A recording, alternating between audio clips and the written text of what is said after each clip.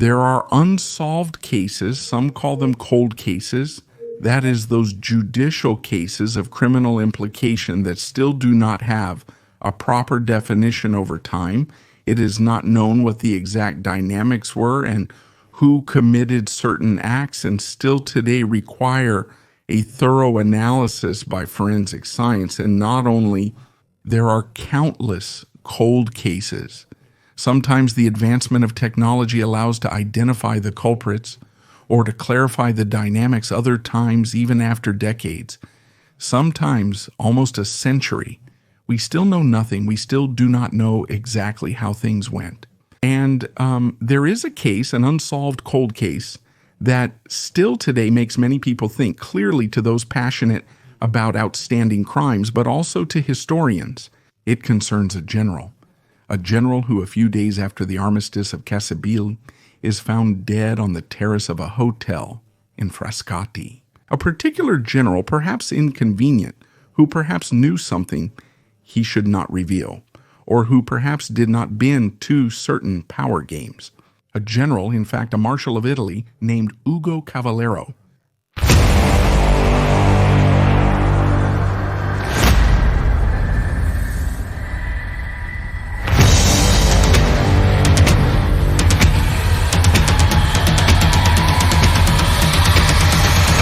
The events take place, as mentioned in Frascati, in that period that goes from September 12th to 1943. These are tumultuous days for Italy. At the beginning of September in Cassibile, the armistice is signed between the Kingdom of Italy, which a few weeks earlier had freed itself from the strong fascist mortgage, and the Allied powers. The armistice that was only made known on the evening of September 8th and will go down in history as the Armistice of September 8th, 43. An armistice with many consequences. Firstly, the obvious, the disbandment of units everywhere. Outside the Italian borders, there are units that dissolve autonomously, others that decide to resist in front of the Germans, and still others that converge in the partisan formations. Within the metropolitan borders, however, there are units that prefer to go into hiding or follow a slogan that will also become the title of a film with Alberto Sordi. Everyone home, away, away, everyone. Enough with the war, enough with the deaths and devastations. Forget and try to rebuild another life, despite the surrounding being a real disaster. Some who refuse to give up their weapons are attempting to resist. The first example is in Rome, at Porta San Paolo, and along the road leading to Tivoli. The units that oppose the Germans who have already descended previously with Operation Alaric. There is the reconstituted Ariete, there are the infantrymen, there are the engineers, there are the riflemen, and then there are the ordinary citizens who take up arms for the first time, anticipating what will be the War of Liberation. In this whirlwind, it is well known, King Victor Emmanuel III flees from Rome at night on a convoy headed to Pescara, where he embarks on a corvette along with the head of government Pietro Badoglio and part of the court. A corvette that heads south towards Puglia, seeking the embrace with the allies who are landing at that time. The head of government, Pietro Badoglio, who has taken over the role from Mussolini for a few weeks, wanted to leave a document in plain sight when leaving his office. A document that was not written by him, Pietro Badoglio. No, a document written by one of his former subordinates, also a marshal of Italy, but who has spent the last few weeks partly under house arrest, partly at home, and partly at Forte Boccea. Ugo Cavallero, this is the name of the other marshal of Italy, indeed did not take the fall of fascism well, not because he was particularly devoted to fascism, although he had made his career with fascism. After all, the title of Marshal of Italy had been attributed to him essentially for reasons of opportunity in North Africa, since he was theoretically supposed to be superior in rank to Erwin Rommel, the commander of the German Expeditionary Corps, which is then mistakenly believed to be only the Deutsches Afrika Korps, but rather was the Panzer Army Africa. Well, Cavallero has always been a skilled man. He had shown it during the First World War as a lieutenant colonel, and then as a colonel during the retreat from Caporetto, and in the organization of resistance on the Piave. an area where he had made the acquaintance of the then General Pietro Badoglio, but also strictly at the level of the power station, without tying himself to any party in an absolute sense, but reaffirming his own monarchist faith. Cavallero had always managed to make a career. He had also renounced part of his past in the name of his career, including his past as a Mason. He was initiated at Piazza del Gesù, the most serene Grand Lodge of Italy. But why, while Pietro Badoglio had made a political career the day after July 25th, 43 had Ugo Cavallero fallen from grace? Because that document, do you remember it? We were talking about a document left in plain sight on Badoglio's desk in his office at Palazzo Chigi. That document was a memorial written a few days earlier by Cavallero himself, in which Cavallero claimed the paternity of a coup d'etat project against Mussolini.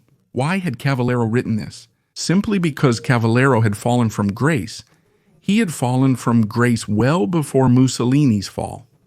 And when Mussolini falls, Cavallero is suspected of being a fascist sympathizer, indeed of having plotted to organize a counter-coup, to bring back to power, if not Mussolini himself, some fascist hierarchs placed under house arrest. On that occasion, Cavallero had written that memorial to demonstrate, according to his version, that he was the author of a bold plan that was supposed to lead to the arrest or even the execution of Mussolini and his replacement with Pietro Badoglio, his old hierarchical superior. Whether to believe it or not, a boutade by Cavallero to accredit himself as an anti-fascist or a real plan not realized only because it was preceded by the order of the day grandi, it is difficult to understand how things really went almost 80 years later.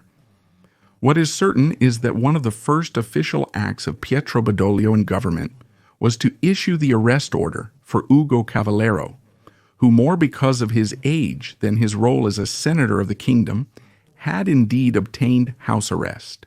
Released after a few days, he had returned to prison, this time to Forte Boccea, a military prison, and was interrogated by a general, General Giacomo Carboni, who would soon be given the extremely difficult task of coordinating the defense of Rome. Not defense from the Allies, but from the Germans.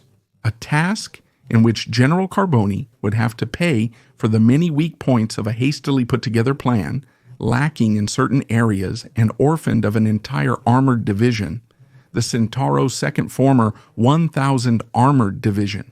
Yes, you heard right, 1,000 is in 1,000 of Solini, because it was supposed to be an elite division of the Black Shirts, armed with German material, but which after the fall of fascism had been hastily converted into a division of the regular army, whose commander, General Calvi di Bergolo, did not guarantee the political reliability of the militiamen present in the division. Carboni had asked Cavallero during his imprisonment at Forte Boccea for further details about his relations with the Germans, relations that Cavallero never fully clarified. It's true that he spoke good German. He had learned it a long time ago, when as a young man he had attended the officers' academy in Modena. But Cavallero had a relationship, we could call it, of love-hate towards the Germans. He respected some officers, detested others, perfectly reciprocated. Erwin Rommel himself considered him a paper pusher, not a battlefield general. The classic politician in uniform who is better off staying away from military matters so as not to harm the progress of the war. Rommel in his diaries will speak very poorly of Cavallero, even worse of Bastico. He will call him bombastic to mock him. And it is said that even Cavallero did not have all this esteem for that particular general with protruding cheekbones and a low rear who behaved like any captain and moved with his camp group to the assault, as if he were on the front line on the battlefield. Cavallero was still in prison at the time of Rome's occupation and was freed by the Germans.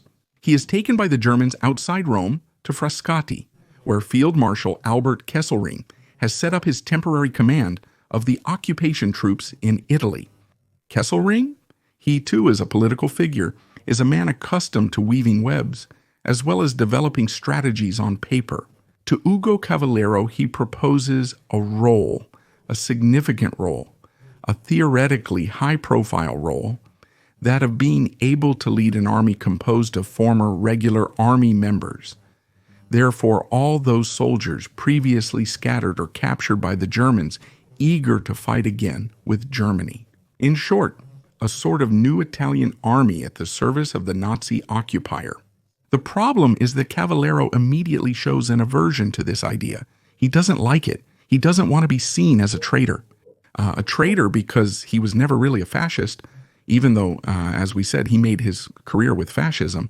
But he has always been loyal to the king, to the point that the next day, at lunch, during a toast proposed by Kesselring to the health of Hitler and fascist Italy, Kesselring almost flinches when he sees Cavallero stand up and propose a toast to the health and life of the King of Italy, Vittorio Emanuele III. It is this that begins to cast doubts, perhaps even among the Germans themselves, about the nature of Ugo Cavallero. Cavallero stays in Frascati from September 12 to 14, 1943. During this period, he also manages to see his wife, the noblewoman, to whom he confides a fear that is widely believed to be well-founded. His wife, the Countess of Beagrillo, would reveal it years later, and it would be confirmed by another retired Marshal of Italy, General Enrico Caviglia. Both Countess Grillo and General Caviglia would say that Ugo Cavallero feared for his life, feared that the Germans, faced with his continuous, very polite refusals, or always refusals, intended to kill him. A Marshal of Italy who had refused to lead a fascist army under the command or at the disposal of the Germans was no longer of any interest, of any importance.